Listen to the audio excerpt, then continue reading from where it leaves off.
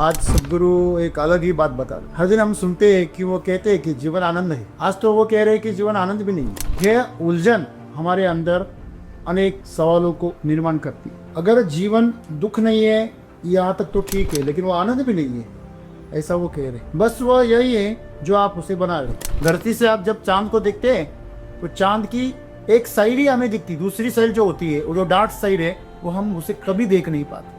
अगर उसे देखना है तो आपको सैटेलाइट से देखना पड़ेगा, दूसरी साइड में जाकर आप उसको फोटो निकालने पड़े। आप वैसे धरती पर से उसे नहीं देख सकते। वैसे हमारा जीवन है, हमारे जीवन का एक ही पहलू हमें नजर आता है, इसलिए हमारा जीवन आधा अधूरा है। तो सवाल यह है कि हम सब क्या चाहते हैं? सुख चाहते, दुख नहीं चाहते। तो अगर आप सुख चाहते और दुख नहीं चाहोगे तो आप आधा ही जीवन जियो। अगर आप कहेंगे कि सिक्के का एक ही पहलू मुझे चाहिए, दूसरा पहलू मैं नहीं लूंगा, तो क्या होगा? वो सिक्का खोटा साबित हो जाए। वैसे हमारा जीवन खोटा हो गया, झूठा हो गया। क्यों? क्योंकि हम हर मनुष्य में देखते हैं ना, तो उसका जो अच्छे गुण हमें नजर आते हैं, हमारे लिए जो अच्छे साबित होते हैं, लाभकारी दिखाई दे रहे, उसी को हम क्या करते? वही अच्छे, बाकी को हम दोष देते। ये नहीं चाहिए। जब उसका सामना हो जाता है तो हम उससे उसका जो रिश्ता है वो क्या हो जाता है? कमजोर हो जाता है। अगर मैं हर दिन आपको प्रेम से बात करता हूँ, आपको अगर मैं आपकी गलतियों के लिए माफ कर देता हूँ, तो आपको मैं अच्छा लग रहा हूँ। और किसी दिन मैं आपको डांट दूं, अगर मैं आपको आईना दिखा दूं, तो आपको बड़ा दर्द होता है। ये तो ऐसे नहीं है, ऐसे कैसे कह रहे, ऐसे कैसे करते? तो यह हमारे दिमाग में होता है। हमें एक पहलू चाहिए, दूसरा पहलू नहीं चाहिए। यही सदगुरु आज के जीवन ना तो सुख है, ना आनंद है, ना दुख है। ये आपके ऊपर है, आप उसे किस तरह लेते हो, आपका नजरिया क्या है। तो हमारे लिए इस जीवन में ना सुख की बात है, कोई दुख की बात है, ना आनंद की बात है। बस उसके बदले में हमें क्या मिल रहा है, हमारे लिए उसका वजूद क्या है, हम किस स्तर पर हैं, यह तय करता है कि वो चीज की आपके लिए क्या कीमत है। इसलिए सदगुरु कह रहे, वही चीज अगर आपको अच्छी लगती है, वो काम करने में आपको मजा आ रहा है, तो वो आपके लिए क्या है? सुख है, आनंद है। और कोई चीज आपको जबरदस्ती करने के लिए आप मजबूर हो रहे हो, तो वो आपके लिए क्या देती है? वही चीज दूसरा कोई आनंद से कर रहा है। जो चीज आप दुख से कर रहे हो, वो चीज दूसरा कैसे कर रहा है? बड़े प्रेम से और आनंद। सदगुरु यही बात को कह कि जीवन क्या है, आप उसे जैसे बना रहे हो वैसे वो जीवन। आपके जीवन में जो भी घटना घटे, जो भी अच्छी घटे बुरी घटे, तो ईश्वर को आभार प्रकट करना कि हे ईश्वर, मेरे ऊपर इतने सारे अन्याय हो रहे, मेरे ऊपर मुझे इतना संघर्ष करना पड़ रहा है, तो मुझे मजबूत बना, मैं तेरा शुक्रगुजार। तो जीवन में कोई भी पहलू हो सामने, उस पहलू को आपके अपेक्षित हो, आपके अनपेक्षित हो, दोनों को आप एक ही भाव से स्वीकार। आपके जीवन में दुख आए तो खुद को जिम्मेदार ठहराना, सुख आए तो ईश्वर को धन्यवाद देना। ऐसा अगर आप सोचोगे तो आपको सुख और दुख दोनों पैसे लगेंगे समान। यहाँ पे सदगुरु ऐसा क्यों कह रहे हैं कि न ही आनंद है? क्योंकि वो आपके ऊपर है। इसलिए तो आज से ये तय करना है कि जीवन जो है वो मेरे हिसाब से मैं ही तय कर रहा हूँ, मैं ही जिम्मेदार हूँ। तो आप किसके ऊपर आरोप करोगे, किसको दोष दोगे? अगर जिम्मेदारी मैं हूँ तो, और अच्छा हो रहा है तो वो आशीर्वाद है किसी और का। अगर आपका जीवन अच्छा है तो किसी और की वजह से, और गलत है तो आपकी वजह से। ये हमेशा स्वीकार लीजिए, आपके जीवन में सुख ही सुख रहेगा, आनंद ही आनंद रहेगा।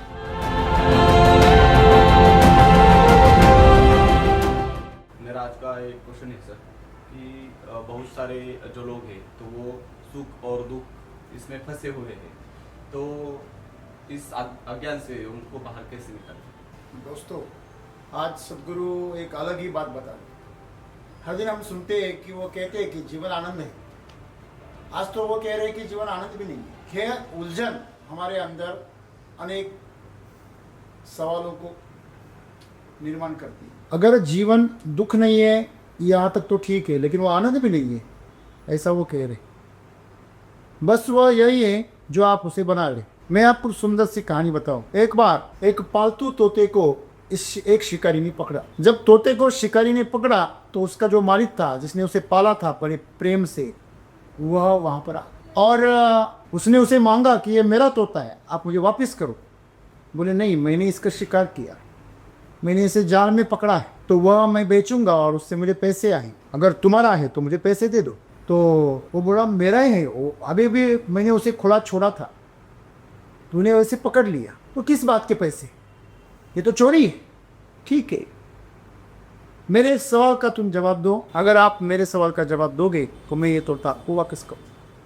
अगर आपने सवाल का जवाब सही नहीं दिया तो तोते के आपको पैसे देने पड़ेंगे, नहीं तो मैं लेके जाऊँ। तोते का मालिक बोला पूछो। उसने तोते को अपने पीछे पकड़ लिया और पूछा, बोलो तोता जिंदा है कि मुर्दा है? तो जो मालिक था उसे मालूम हो गया, अगर मैंने कहा जिंदा है तो यह उसकी मुंडी क्या करेगा, तोड़ देगा, पीछे की पीछे ही उसे तोड़ देगा, मुंडी टूट गई, तोता मर जाए। अगर मैंने कहा मुर्दा है तो वह जिंदा दिखा देगा, तो मेरी दोनों जवाब मेरे क्या साबित होंगे, गलत साबित होंगे। अभी तोता तो मुझे चाहिए, फिर क्या करना। फिर उसने सुंदर जवाब दिया, उसने जवाब दिया तोता जिंदा है या मुर्दा है उसका यह होना तुम्हारे हाथ में। अगर तू चाहे तो उसे जिंदा छोड़ सकता है, तू चाहे तो उसे अपने हाथों से मार सकता है। शिकारी ने खुश होकर उस तोते को वापस। तो दोस्तों, यह जो उदाहरण है, इस घटना से हमें समझ में क्या आता है, हमारा जीवन एक तोता है, ना ही वो जिंदा है ना ही वो मुर्दा है,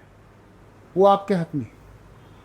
वो सुख है या उसको दुख है, ये आपके हाथ। आप कहेंगे मेरे कैसे हाथ में, अगर मैं गरीब के घर में पैदा हुआ तो ये सुख कैसे हो, ये तो दुखी हुआ। गरीब के घर में पैदा होना यह लोग एक दुर्भाग्य समझते, लेकिन अगर वास्तविकता में आप उसका अध्ययन करें तो गरीब के घर में पैदा होने वाला हर बंदा अपने जीवन में कुछ करके दिखाता है। अगर उसने कुछ कर दिया तो उसकी कीर्ति फैल जाती। किसी गरीब के घर में अगर कोई बच्चा, अभी अभी आपने सुना एक धनगर का बच्चा IAS हो गया। अगर धनगर का बच्चा जो अपनी भेड़ों बकरियों को दर बदर ठोकरे खाकर घूमता है और जंगल एक गांव से दूसरे गांव ऐसे भटकता है, ऐसे कबीले का बच्चा अगर एक उच्च अधिकारी हो गया तो उसका सब जगह पे नाम। जो आमिर घर का लड़का है अगर ऐसा IAS हो गया तो उसका क्या नाम होगा, पता है क्या बड़ी बात। अगर कोई अमीर बंदा किसी आलीशान गाड़ी में जा रहा है तो उसमें कोई बड़ी बात नहीं है, लेकिन कोई गरीब के घर पे अगर कोई आलीशान गाड़ी आ गई तो एक विशेष बात। तो यह विशेष बात आपको तभी अनुभव होगी जब आप गरीब के घर में पैदा हो। मतलब जैसे गरीब के घर में पैदा होने के जैसे आपको कुछ डिसएडवांटेज नज़र आ रहे, खामियां नज़र आ रही, वैसे उसकी अच्छाइयाँ भी। अगर आप अमीर के घर में पैदा हो गए तो वहाँ पे अच्छा ही आपको सब सुकून मिलेगा, सब ऐशो आराम मिलेगा, सब कुछ मिलेगा, सब मौके सब आपको खुले होंगे। वहाँ आपके लिए चुनौती है खुद को साबित करना। मुकेश अंबानी ने इतना बड़ा कारोबार खड़ा कर दिया कि उसके 2 बेटों को कुछ काम ही नहीं है, फिर वो माँ के साथ IPL देखने बैठ जाता है। उसके जीवन में IPL का मैच सबसे बड़ा है, क्यों, कुछ काम ही नहीं है। जो करना है वो मुकेश अंबानी कर रहे, उसके पुरुषार्थ के लिए कोई जगह ना। वही धीरूभाई अंबानी को और मुकेश अंबानी को करने के लिए बहुत कुछ था। ऐसा नहीं है कि उसके लड़कों को, आकाश को, आनंद को करने के लिए कुछ नहीं हो, या वो करते भी नहीं है, लेकिन उनका करना या ना करना कोई फर्क नहीं पड़ता। उनके जो बड़े बड़े अफसर हैं, बड़े बड़े जो उनके जो कारोबार चलाने वाले लोग हैं, वो एम्प्लॉय सब देख लेते हैं। तो इनको ना पढ़ने की जरूरत है, ना इनको काम करने की जरूरत है, इनको दिमाग चलाने की जरूरत है। जैसे आपने कोई कंप्यूटर लेके आए तो आपके लिए वो कंप्यूटर ही दिमाग चलाता है, आपको कुछ करने की जरूरत नहीं पड़ती। वैसे इन लोगों ने सब लोगों को हायर करके वो सब कारोबार सौंप दिया है, बस कुछ काम नहीं। तो उनको जीवन के लिए आनंद ढूंढने के लिए उनको ये IPL में जाओ, इधर जाओ, ऐसे करना पड़ता है, एक्टिविटीज करनी पड़ती। अमीर के लिए चलना एक एक्टिविटी है, दौड़ना, हाथ ऊपर नीचे करना, एक्सरसाइज करना। गरीब के लिए एक काम ही उसकी एक्सरसाइज। उसको यहाँ से वहाँ जाना है, कुछ काम के लिए वो जाना है, तो उसे जाना आना इसमें उसके एक्सरसाइज हो जाता। उसको अलग से एक्सरसाइज करने की जरूरत नहीं है, उसके लिए वो अलग से टास्क नहीं है। तो जैसे हर चीज़ के 2 पहलू होते हैं। हमारा दुर्भाग्य है हम एक ही पहलू को देख। हमने किसी का सक्सेस देख लिया तो हम कहते यार कितना नसीबवान है। अरे हम ये नहीं जानते उसके पीछे उसका दर्द क्या है, उसने किस किस हालातों से वो गुजरा है, किस हालातों का उसने सामना किया है, ये कोई नहीं दिखता। तो उस पहलू को, जैसे कि धरती से चांद की एक ही सतह दिखती है। धरती से आप जब चांद को देखते हैं तो चांद की एक साइड ही हमें दिखती, दूसरी साइड जो होती है, वो जो डार्क साइड है, वो हम उसे कभी देख नहीं पाते। अगर उसे देखना है तो आपको सैटेलाइट से देखना पड़ेगा, दूसरी साइड में जाकर आप उसको फोटो निकालने पड़े। आप वैसे धरती पर से उसे नहीं देख सकते। वैसे हमारा जीवन है, हमारे जीवन का एक ही पहलू हमें नजर आता है, इसलिए हमारा जीवन आधा अधूरा है। हमारा जीवन स्वस्थ नहीं है। स्वस्थ का मतलब क्या होता है, स्व में स्थित। अभी ये शरीर जो बनाए, ये किस लिए बनाए, ये जो खाएगा उसे 100% पचाएगा, उससे एनर्जी बनाएगा, उस एनर्जी से कुछ निर्माण करेगा, अपने आसपास में जो जीव जंतु है, जो प्रकृति है, उसका ख्याल रखेगा। हर चीज जो बनी है एक दूसरे को संभालने के लिए बनी। लोग राजा क्यों बनाते हैं, राजा को क्यों चुनते हैं, सरकार क्यों चुनते हैं, क्योंकि ये व्यवस्था को चलाए। तो ईश्वर ने इस मनुष्य को क्यों बनाया? ये व्यवस्था को वो चलाए। तो उसका जो शरीर है वो इस तरह बना हुआ है कि वह इस व्यवस्था को चलाने के लिए प्रकृति में क्या हो, मददगार साबित हो। लेकिन हो तो उल्टा हुआ। आज जो भी हो रहा है उल्टा हो रहा है। क्यों? क्योंकि मनुष्य जो है वह आधे पहलू को ही देख रहा है। आप में से कौन है जो दुख चाहता है? कोई है दर्द चाहता है? आप में से कोई है जो दर्द चाहता है? नहीं चाहते हैं ना। जब बहुत परेशान हो जाते हैं ना लोग, आपको पता है, जब बड़ा विश्वासघात हो जाता है या मन को बड़ी ठेस पहुंचती है मन को, तब लोग अपने शरीर को नुकसान पहुंचाते, जहर पी लेते, फांसी लगाने की कोशिश करते, नसें काट देते, नशे की गोलियां खा लेते। करते हैं ना? करते कि नहीं करते? अपने मुंह में तमाचे मार देते। यहाँ से शुरुआत हो। तो ये अपने शरीर को इतना दर्द क्यों पहुंचाते हैं? क्योंकि उससे ज़्यादा दर्द अंदर हो रहा है। उस दर्द का जो ध्यान है वो हटाने के लिए दूसरा दर्द पैदा। आपको पता है, जब कोई बहुत चिड़चिड़ करता है, बहुत गालियाँ देता है या मारपीट पे आता है, तो आपको समझना चाहिए वो अंदर से बहुत दुखी, उसके अंदर इतना दर्द है, इतना दुख है कि वो जाहिर करना चाहता है। जब वो दूसरों को दुखी देखता है, दूसरों को दुखी करता है, दूसरों को दर्द पहुंचाता है, तो उसे सुकून आता है। आपने देखे होंगे जो अभी बड़े बड़े हत्याकांड हो रहे हैं या मारपीट हो रहे हैं, आप एक फैशन बन गए दूसरों को मारपीट करना, कुत्तों जैसे झुंड बना के किसी के ऊपर हमला करना, उसको नुकसान पहुंचाना और अपना पुरुषार्थ दिखाना, ये षंड जैसे आज आदर्श लोग पैदा कर रहे हैं, नपुंसक जैसे। तो झुंडे में कभी शेर नहीं आता, कुत्ते आते, भेड़िया आते। तो ये कुत्तों की भीड़ कैसे हो? शेर का कुत्ता कैसा, भेड़िया कैसे बन? क्योंकि उसने आधा ही जीवन देखना शुरू किया। वह अपने दर्द को इतना भुगत के इतना दुखी है कि वह दूसरों को दुख दर्द में देखना चाहता। हमारे घर में समझो दो बहनें हैं, एक अगर बहन दुखी है वो दूसरे बहन को खुश नहीं देख सकता। अगर मैं दुखी हूँ, मेरा संसार, अगर मेरा पति अच्छा नहीं है, मेरे लिए परिवार ने पैसा खर्च नहीं किया, सस्ते में मुझे निपटा दिया, मुझे सिखाया नहीं, मुझे पढ़ाया नहीं, मेरे लिए खर्चा नहीं किया, इसलिए मुझे ऐसे दिन देखने पड़े, तो जो उसमें पढ़ी लिखी है छोटी, उसको वो क्या करती है? दोष देती, उसके विरुद्ध वो षड्यंत्र रचती। क्यों?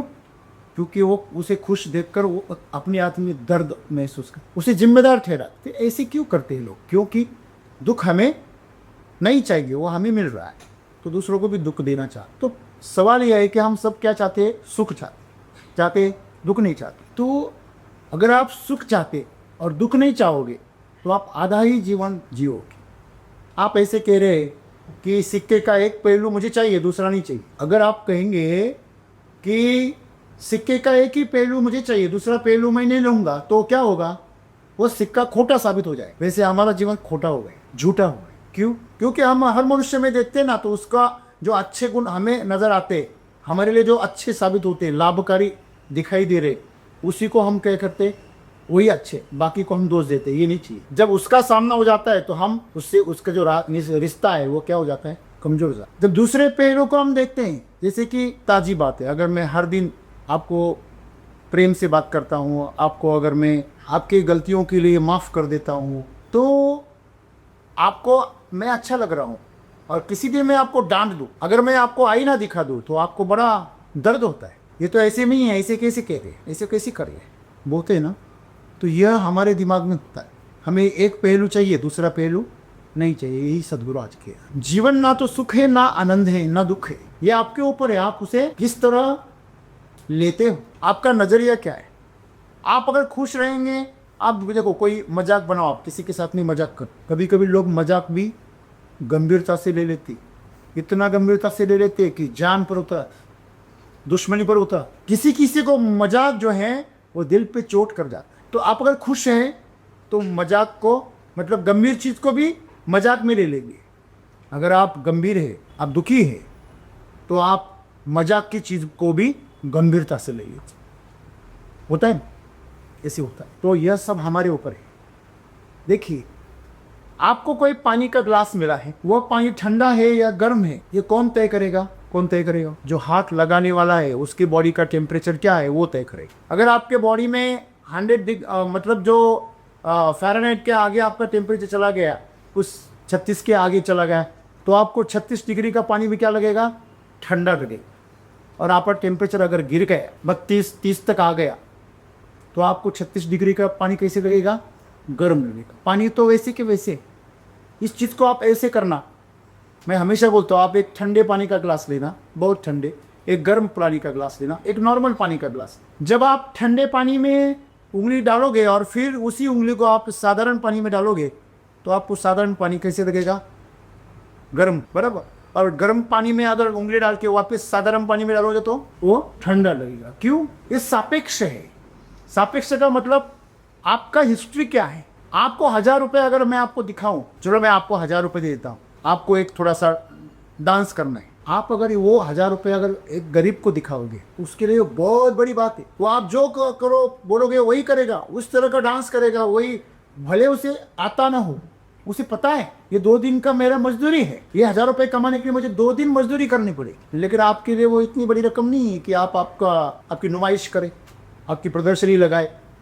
सही है, गलत है? अगर मैं आपको बोल दूं कि मैं आपको 10,000 रुपये दूंगा तो फिर आप डांस करोगे कि नहीं करोगे? करोगे ना? नहीं करोगे? बिल्कुल करोगे। 10,000 रुपये बड़ी बात होती है। चलो छोड़ दो, 1 लाख रुपए बोलो तो बिल्कुल पक्का करेंगे। 5 मिनट के डांस के लिए 1 लाख रुपए मिल जाए तो कौन नहीं करेगा? अरे हीरोइन आ जाएगी, तुम्हारी बात छोड़ दो, मराठी सिनेमा की हीरोइन से वो आ जाएंगी, सेलिब्रिटीज, वो बोलेंगे 5 मिनट के लिए 1 लाख रुपए, अब भी आती हूँ, जाने आने का खर्चा भी मत दो। उनके जब प्रोग्राम होते हैं तो 3-4 लाख में वो आ जाते, बराबर है। वो पर डे उनका उतना ही होता है, वो पर डे पे काम करते, उनकी कीमत होती है। बात यह है कि ये चीज़ अच्छी है या बुरी, ये सवाल ही नहीं है, उसके बदले में आपको क्या मिल रहा है। सही है ना? तो हमारे लिए इस जीवन में ना सुख की बात है, कोई दुख की बात है, ना आनंद की बात है, बस उसके बदले में हमें क्या मिल रहा है, हमारे लिए उसका वजूद क्या है, हम किस स्तर पर हैं, यह तय करता है कि वो चीज़ की आपके लिए क्या कीमत है। तो सुख आपके लिए, सुख के मायने क्या है? एक आपका स्तर है, उसके ऊपर की सब चीज़ें आपको सुख देने वाली लगती है। समझ लीजिए कि आपको अगर कोई कहे कि आपको किसी काम की वजह से दिल्ली जाना है, तो जो कभी गया ही नहीं वो तुरंत तैयार हो जाएगा, वो बोलेगा हाँ कब जाना है बोलिए। वो ट्रैवल से भी जाने के लिए तैयार हो जाएगा, ट्रेन से जाने के लिए भी तैयार हो जाएगा, वो जनरल बोगी से भी जाने के लिए तैयार हो जाएगा। उसी बात को आप किसी बड़े ऊंचे अधिकारी को बोलो या किसी आमिर घर वाले को बोलो कि तुझे दिल्ली जाना है काम की वजह से, वो पहला पूछेगा क्या काम है, उसमें मेरा क्या फ़ायदा है। तो उसको आप बोलना कि ऐसे ऐसा काम है, फलाना फलाना, घर वाला ही है। फिर वो बोलेगा मैं जनरल बोगी से नहीं जाऊँगा, मैं ये बस से नहीं जाऊँगा, फिर या तो मुझे फ़्लाइट बुक कर दो या तो मुझे 3 टियर का टिकट निकाल के दिए AC का।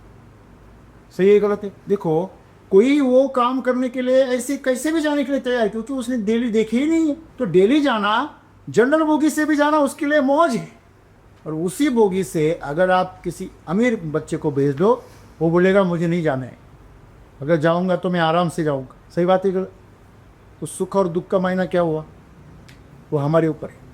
इसीलिए सद्गुरु कह रहे वही चीज़ अगर आपको अच्छी लगती है, वो काम करने में आपको मज़ा आ रहा है, तो वो आपके लिए क्या है? सुख है, आनंद है। और कोई चीज़ आपको ज़बरदस्ती करने के लिए आप मजबूर हो रहे हो, तो वो आपके लिए क्या देती है? वही चीज़ दूसरा कोई आनंद से कर रहा है। जो चीज़ आप दुख से कर रहे हो, वो चीज़ दूसरा कैसे कर रहा है?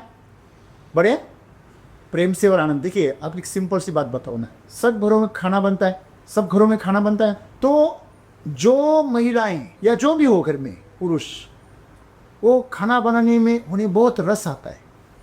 आप उनके हाथ का स्वाद चखो, आप प्रेम में पड़ जाओ, खाने की प्रेम में, आप प्रेम से खाओ। क्यों? क्योंकि उसने प्रेम से बनाई। आप व्यंजन को, किसी भी पदार्थ को आप जो उसमें डाल रहे हो उससे तो अच्छा होता ही है, वो तो बात ठीक है, लेकिन प्रेम जो होता है वो कोई बनाने वाला ही डाल सकता है, वो कहीं बाजार में नहीं मिलता, वो पैसों से नहीं मिलता, आप उसे खरीद नहीं सकते। इसलिए माँ का खाना माँ का ही होता है, क्योंकि वो उसमें क्या डालती है, वो इस पूरे ब्रह्मांड में नहीं मिलता, वो प्रेम डालती है। माँ प्रतीक है प्रेम का। अगर उसे खाना बनाना आता भी ना हो या आता भी हो, या फिर उसके प्रति कुछ आदर भी ना हो, तो भी माँ अपने बच्चों के लिए अच्छा ही बनाती है, उसका भाव ही वैसे। तो उसी प्रकार है, आपको उस काम करने के लिए अगर आपको प्रेम आता है, उस काम करने के लिए आपको अगर आनंद आता है, तो उस काम की उससे जो भी जिनको मुनाफा हो रहा है या जो उनको लाभ हो रहा है, उन लोगों को भी उससे प्रेम हो जाता है। सद्गुरु यही बात को कहे कि जीवन क्या है, आप उसे जैसे बना रहे हो वैसे वो जीवन। मैं आपको बताऊं, आप सबको अगर हम एक हलवा बनाने का अगर सामग्री देते, हाँ, सूजी दे दे, शक्कर, दूध, घी, सब कुछ दे दे, क्या आप यहाँ पर अगर अभी जो 25 लोग हैं, 20-25 जो भी है, वो सब एक सरी का हलवा बनाएंगे? कोई खीर बनाएगा, कोई गोलियाँ बनाएगा। जब पहले पहले मैं जब हलवा, मुझे बहुत पसंद रहता था, तो मैं बहुत मतलब ऐसा समझ लीजिए कि मुझे अगर मौका मिले तो मैं हर दिन हलवा करता था। ये कॉलेज की बात मैं कर रहा हूँ, तब तक की खुद ही खाना बनाते थे, लेकिन हैसियत नहीं थी, सामग्री लाने की हैसियत नहीं। तो हफ्ते में एक बार थोड़ा सा पैसा बचा के सिर्फ 100 ग्राम सूजी लेके आने का, 25 ग्राम घी लेने का और 100 ग्राम शक्कर लेनी, बस उतना ही बनाना, उतना ही पैसा रहता था। और वो अगर बनाया तो ऐसे लगता था स्वर्ग का सुख मिल गया, 5 स्टार का पकवान मिल गया। तो आपको अगर सबको वो मिल जाएगा तो आप एक दूसरे का नहीं बना सकते, चाहे आपको वो आता भी हो तो भी नहीं बना सकते। क्यों? क्योंकि आप उसे बना कैसे रहे। तो आप अगर उसे प्रेम से बनाएंगे ना, तो खीर भी बनेगी तो एकदम टेस्टी बनेगी, प्रेम से। शायद आप उसको थोड़ा सा सूखा रखे, पतला हो जाए, अच्छा पके भी ना, लेकिन आप अगर प्रेम से बनाओगे तो मुझे मेरी बात याद रखना, वो इतना स्वादिष्ट बन जाएगा, खाने वाला उंगलियां चाटेगा। अगर आप उसने सिर्फ एक काम की तरह बनाया तो फिर बनेगा सिर्फ, बस कितना भी अच्छा क्यों ना दिखने में बने, लेकिन उसमें से वो स्वाद नहीं आएगा। ये बात, तो जीवन में स्वाद डालना ये हमारे हाथ में, सही ना। देखिए हम बोलते हैं किसी मूर्तिकार में, इस मूर्ति में क्या डाल दिए? प्राण डाल, इनके प्राण डाल। इस चित्र में चित्रकारों ने प्राण डाल दिए, प्राण फूंक दिए, मानो ऐसे बात करे, अभी बात करेगी। तो यह कब होता है? जब वो मूर्तिकार सही में अपने प्राण उसमें डालते। यही बात प्रेम को भी लागू होती है। अगर सामने वाला आपको, आपके प्राण आप पर अगर उंडेलता है, तो उस प्रेम में इतना आनंद होता है कि आप पूरी दुनिया को भूल जाओ। कभी कभी वासना भी ऐसी लगती है कि वासना भी लोगों को प्रेम लगती है, इसलिए वहाँ पे धोखा हो जाए, बड़ी भूल हो जाए। शरीर के तल पर आप अगर जी रहे तो वासना भी आपको प्रेम रहती है। मन के तल पर जी रहे तो आपको कोई विचार भी, सुसंगत विचार भी आपको प्रेम लगेंगे। और भावनाओं के तल पर अगर आप जी रहे तो आपको उसके जो भाव है वो उस भावों के प्रेम में पड़ जाए। तो आमतौर पर आप जीवन में क्या पाते हो? आप जो बोलते हो। कल मुझे एक सवाल पूछा एक महिला ने, जो शहर से खेती करने के लिए आए अभी 1 साल पहले। तो उन्होंने पूछा कि गांव वाले लोग हमें बोलते हैं, जो भी मजदूरी करने आते हैं बैंगन तोड़ने के लिए, वो हमें बोलते हैं कि आपके बैंगन पूरे इस गांव में जितने 50-60 किसानों ने बैंगन बनाए, उनमें से सबसे अच्छे आपके बैंगन हैं, इतने टेस्टी क्यों है? तो उन्होंने पूछा कि आपके एसिडिक से क्या बैंगन स्वादिष्ट हो जाते? फिर मैंने उनको बोला कि क्या हुआ, एक गुब्बारे वाला था और वो गुब्बारे लेकर जा रहा था, तो एक छोटा बच्चा वहाँ आया, तो उसने पूछा, ओ काका, मुझे ऐसा गुब्बारा चाहिए जो ऊंचे उड़े, कौन से रंग का जो गुब्बारा है, कौन सा रंग का गुब्बारा ऊपर ज़्यादा उड़ता है? तो उस गुब्बारे वाले ने कहा, बेटा गुब्बारा रंगों की वजह से ऊपर नहीं उड़ता, फिर कैसे ऊपर जाता है? ऊपर उसके अंदर क्या कौन सी हवा डाली है, उस हवा के अंदर की हवा की वजह से वो ऊपर उड़ता है। अगर उसमें कार्बन डाइऑक्साइड डाली है, आम हवा डाली, कार्बन डाइऑक्साइड डालेगा तो वो जमीन पे ही रहेंगेगा। अगर साधारण हवा डालेगा तो यह आपके आसपास ही रहेंगेगा। अगर उसमें आप हाइड्रोजन डालोगे तो वो इतनी हल्की है कि वो आप उसे पकड़ नहीं पाओगे, शायद वो आपको भी उठा के लेके जाए। तो यह उसके अंदर की हवा है जो उसे ऐसा बनाती है, उसके गुणों को वृद्धि करती है, उसमें वृद्धि करती है। तो वैसे आपने उस बैंगन के पौधे को तने में क्या डाला, उसकी जड़ों में क्या डाला? आपने अगर नीचे जहर डाला तो वो ऊपर उसको जहर ही आएगा। आप उसके अंदर अगर अमृत डाल रहे तो ऊपर भी अमृत ही बनेगा। सिंपल सी बात है। आप अगर गाय को प्याज खिलाओगे तो दूध का जो स्वाद है वो भी प्याज का ही आएगा। लोगों को ऐसे समझ में आ रहा है, लोगों को ऐसे लगता है कि उसको जहर भी खिलाएगा तो वो अमृत बना के देगी। मूर्ख, वो जो देगी ना उसको 5 गुना बना के देती, तो जहर डालेगा तो वो 5 गुना पावरफुल जहर देगी। उसको मल्टीप्लाई करना आता है, वो ट्रांसफॉर्म नहीं कर सकती। समझ में आने बात? ये प्रकृति है, गाय मतलब प्रकृति है। आप उसे जो दोगे वो 5 गुना वापस लोगे। ऐसा है आपके जीवन में जो भी घटना घटे, जो भी अच्छी घटे बुरी घटे, तो ईश्वर को आभार प्रकट करना कि हे ईश्वर, मेरे ऊपर इतने सारे अन्याय हो रहे हैं, मेरे ऊपर मुझे इतना संघर्ष करना पड़ रहा है, तो मुझे मजबूत बना रहा है, मैं तेरा शुक्रगुजार। तो ये भाव है वो आपके अंदर, उसे आप सामना कैसे करते हैं। परिस्थितियों का, घटनाओं का, चीज़ों का, लोगों का, जो भी आपके सामने आए, आपको अगर आपका जो भी आपका आसपास के लोग हैं वो अगर अच्छे मिले तो ईश्वर को आभार प्रकट करो, हर दिन आभार प्रकट करो। तो बहुत बार ऐसे होता है कि हम बड़ी बड़ी गलतियां कर देते हैं, लेकिन गलतियां करने के बावजूद भी हमारा कोई नुकसान नहीं होता, तो तुरंत हमें हाथ जोड़नी चाहिए, ईश्वर मेरे जैसे ना समझ की तूने गलती संवार ली, मुझे इस बार माफ़ कर दे, अगली बार मैं जागरूक रहूँगा। और अगर नुकसान हो गया, अच्छा हुआ, तूने मुझे दंडित किया, अगली बार यह दंड ही मुझे सुधारेगा, मुझे बार बार मुझे याद दिलाएगा कि मुझे ये गलती नहीं करनी है। गलतियों से तो मैं सीखता हूँ। ऐसे अगर आप सामने वाली परिस्थिति को अगर आप सामना करेंगे, उसको आप उसका स्वागत करेंगे, उसके साथ बर्ताव करेंगे, तो हर प्रसंग जो है वो आपको क्या करेगा, खुशी दे। आप जैसे बोलते हैं ना, दुख मिले तो मजबूत हो जाना, सुख मिले तो उसका आनंद ले। आपने जीवन में कुछ भी डिसीजन ले लिए, अगर वो सक्सेस हो गए तो उसका मज़ा ले लेना, अगर वो गलत साबित हो गए तो उससे सीख ले लेना। तो जीवन में कोई भी पहलू हो सामने, उस पहलू को आपके अपेक्षित हो, आपके अनपेक्षित हो, दोनों को आप एक ही भाव से स्वीकारो। आपके जीवन में दुख आए तो खुद को जिम्मेदार ठहराना, सुख आए तो ईश्वर को धन्यवाद देना। ऐसा अगर आप सोचोगे तो आपको सुख और दुख दोनों पैसे लगेंगे समान। आप दर्द का भी सुकून की तरह सामना करो, दर्द को अपना दोस्त बना। विश्वासघात लोग करेंगे।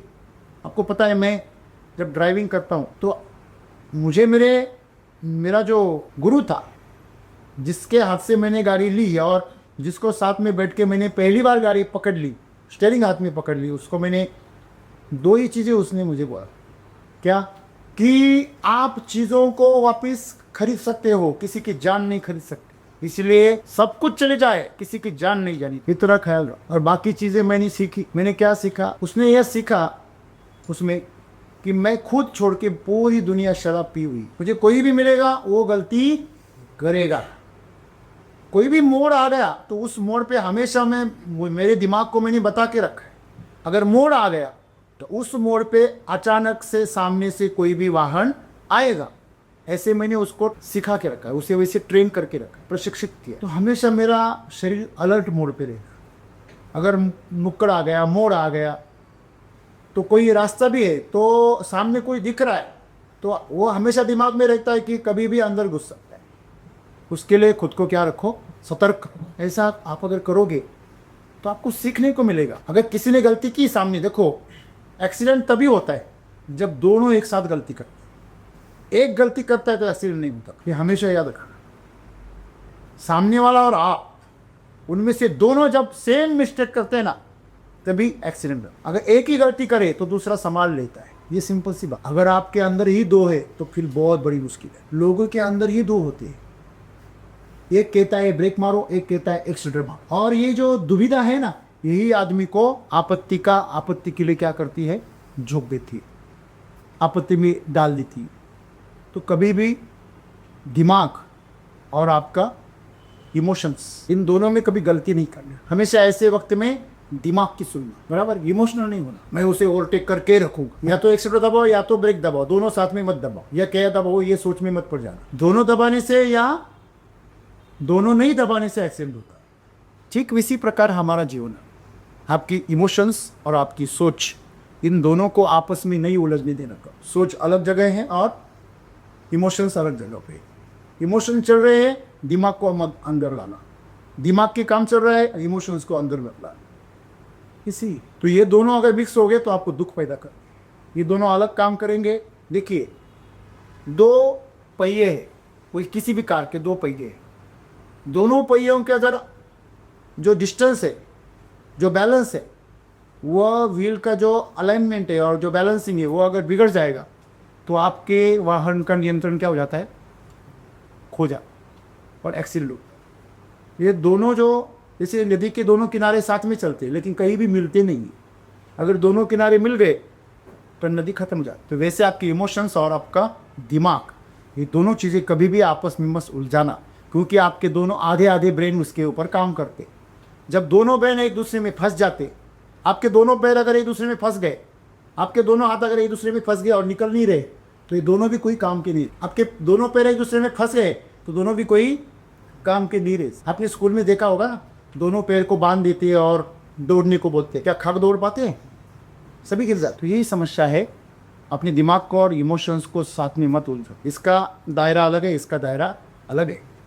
तो जहाँ ज़रूरत दिमाग की है वहाँ दिमाग इस्तेमाल करो, और दिमाग हमेशा बुनियाद पे रहना चाहिए। उससे क्या बनाओ? फाउंडेशन बनाओ, और उसके ऊपर इमोशंस खड़े करो। लोग उल्टा करती है, इमोशन से डिसीजन लेते हैं और दिमाग से उसको सही साबित करने की कोशिश कर। अब डिसीजन दिमाग से लो और इमोशनल होकर उसे सच्चा करने के लिए लगा दो, आपके पूरे अस्तित्व को काम पे लगा। लोग उल्टा करते हैं, इमोशनल होकर डिसीजन लेते तो फिर वो इमोशंस बार बार उस डिसीजन को बदलता रहे। दिमाग ने एक बार डिसीजन लिया, मैंने एक बार ठान ली, तो मैं अपने दिमाग की भी नहीं सुनता, मेरे इमोशंस की भी नहीं सुनता। तो ये सुख दुख जो है वो उसी से पैदा हुआ है। ये दोनों की उलझन ही दुख है, ये दोनों की उलझन ही बीमारी है, ये दोनों की उलझन ही आपके जीवन में आपत्ति है। इन दोनों को आप साथ में जियो और जीवन में आनंद ही आनंद है।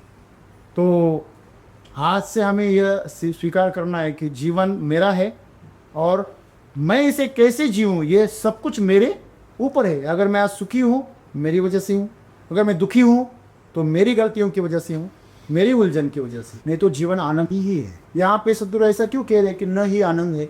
क्योंकि वो आपके ऊपर है। इसलिए मुझे एक बात बताइए, अभी आप लोगों का सिर नहीं दुख रहा है, सिर में दर्द हो रहा है?